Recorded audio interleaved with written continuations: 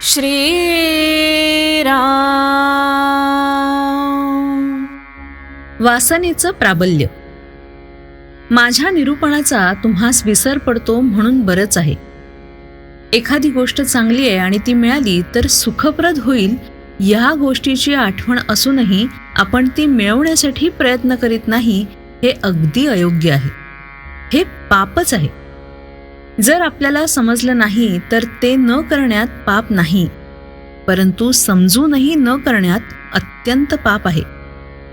खरं म्हणजे प्रयत्न करणं हे आपल्या हातात आहे. आपण ऐकतो की अंतकाळी जी मती तीच गती. मृत्यूसमयी जशी वासना धरावी त्याप्रमाणे आपल्याला पुनर्जन्म प्राप्त होतो. तेव्हा वासनेतच आपला जन्म आणि वासनेतच आपला अंत असं असताना तिला दूर कसं काय करता येईल? एखादा मनुष्य काळा असेल तर त्याला आपलं काळेपण काही घालवता येत नाही. त्याप्रमाणे वासना असणं हा मनुष्याचा एक सहज गुण आहे. तो त्याला पालटता येत नाही. तर मग आम्हाला वासनेतून कधीच मुक्त होता येणार नाही का? मनुष्याच्या ठिकाणी इतर प्राणीमात्रांपेक्षा जर काही वेगळं असेल तर चांगलं काय आणि वाईट काय हे कळण्याची बुद्धी. आपण कळून सवरूनही वासनेला, अहंपणाला आधार देतो. इथेच आपलं चुकतं. आपला अहंपणा इतका खोल गेलेला आहे की आपल्याला हे सगळं माझंच वाटतं. माझी बायको, माझी मुलं, माझं घर, माझं माझं म्हणून किती सांगावं?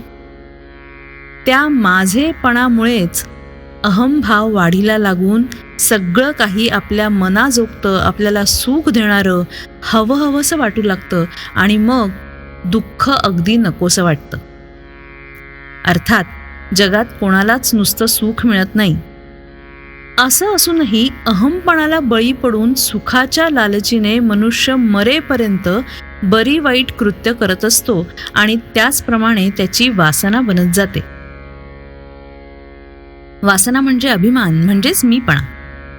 अशा रीतीने अहंपणात जर वासनेचं मूळ अधिष्ठान आहे तर तो नको का घालवायला? मनुष्याचा अहंपणा इतका खोल मुरलेला आहे की त्याचं निर्मूलन करायला तसंच सूक्ष्म अस्त्र पाहिजे. नामा इतकं प्रभावी आणि सूक्ष्म अस्त्र दुसरं कोणतंच नाही. ते परमेश्वराच्या अगदी जवळच आहे. पण एवढं असूनही आपण ते आवडीने, निष्ठेने घेत नाही. आम्हाला सगळं काही समजतं, परंतु नामस्मरण करण्याचा आळस आपल्यात भरलेला आहे.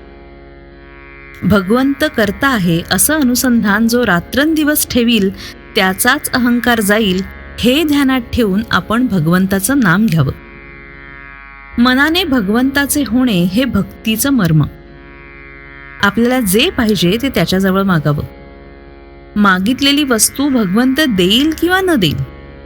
वस्तू दिली तर बरंच झालं, पण आपण मागितलेली वस्तू भगवंताने दिली नाही तर ती देणं आपल्या हिताचं नव्हतं असं खरंच मनापासून वाटावं. ही भावना वाढण्यासाठी भगवंत दाता आहे असं लक्षात ठेवून शक्य तितकं त्याचं नामस्मरणच करावं. श्रीराम.